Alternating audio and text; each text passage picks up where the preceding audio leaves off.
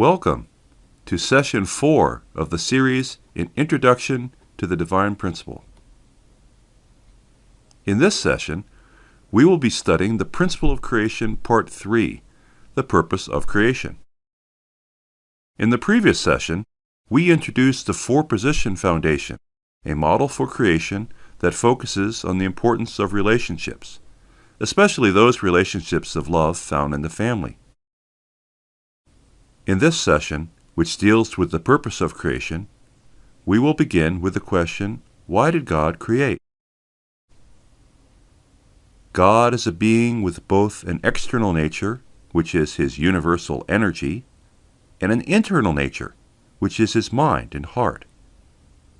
Although God created through his energy, the motivation for God to create came from his heart. The essential desire of the heart is to experience joy. How is joy produced?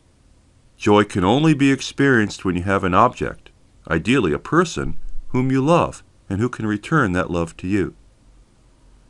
For example, when you are feeling down and out, did you ever try hugging yourself? Try it sometime. It doesn't work. The key to joy is the object. The more your object is able to reflect you, the more it can bring you joy. Think about it. What has the potential to bring you the most joy? A piece of rock? A tree? An animal? Or another person? A person can bring us more joy because a person has the capacity to respond 100% to all aspects of our being, our intellect, our emotions, our will, and our deepest heart. This explains why, in Genesis 1:27, it states that God created man and woman in his image. God made us with the ability to reflect all aspects of his character, to reflect God 100%, God's mind and God's heart, both in their masculine and feminine expression. This is why Jesus, in the Gospel of Matthew 5:48, taught us that we are to be perfect as our Heavenly Father is perfect. Then just exactly how are we to reflect God and bring him joy? How are we to love God and experience God's love? There are three ways. In the book of Genesis 1:28, God gave three blessings to the first man and woman. Be fruitful, multiply, and have dominion. Let's take a look at the term fruitful, the first of the three blessings. It will give us some insight as to how we are to bring joy to God. A plant is able to bear fruit after it has reached maturity. When we apply this to ourselves, what does it mean? What does it mean to become a mature person? If we consider the four-position foundation structure, a mature person is someone whose mind and body are united, centered on God's love. Such a person would reflect God's nature in the way they think and in the way they act. This does not mean you have to become some kind of super religious person.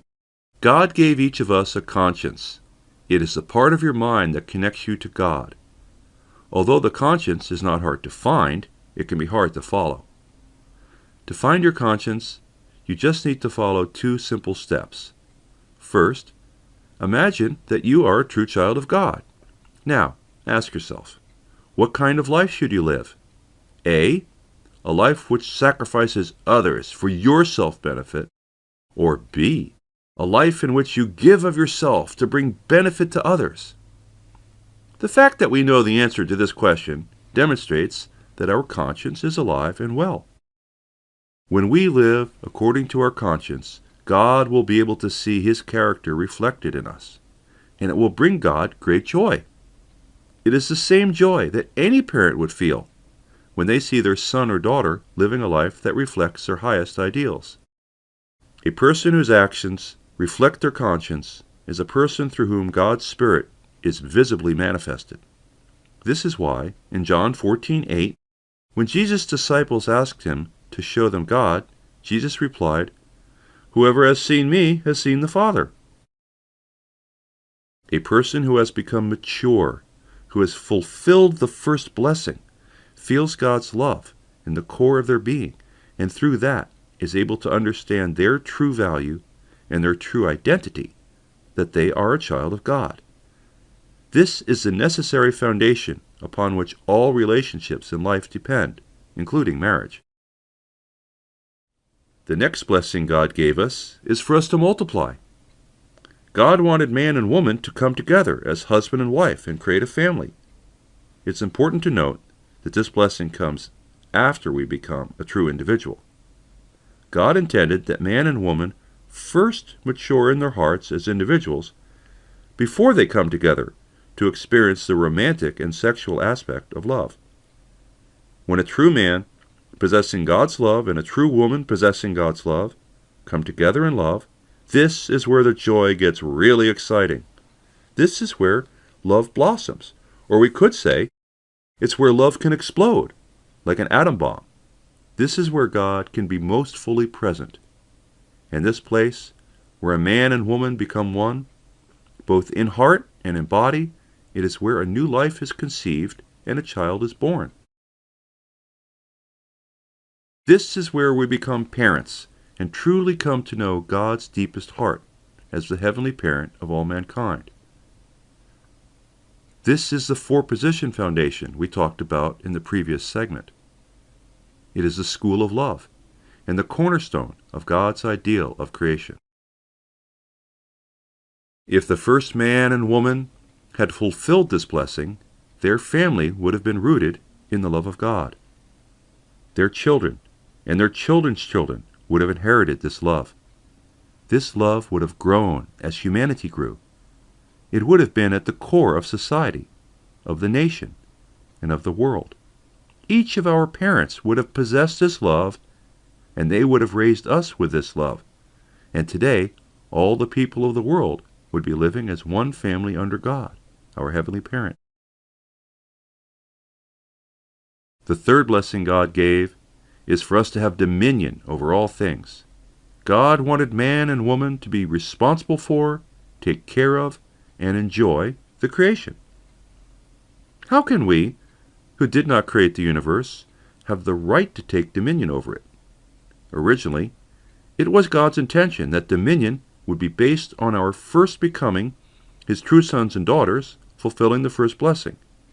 If we had done so, God would have given His creation to us as a gift, as an inheritance, trusting that we would take good care of it. If we had fulfilled the first blessing, we would view the creation as God does. As God's children, we would have cherished the creation and taken good care of it. Through the creation, we are meant to express our creativity as a means to show our love for each other. Think about it.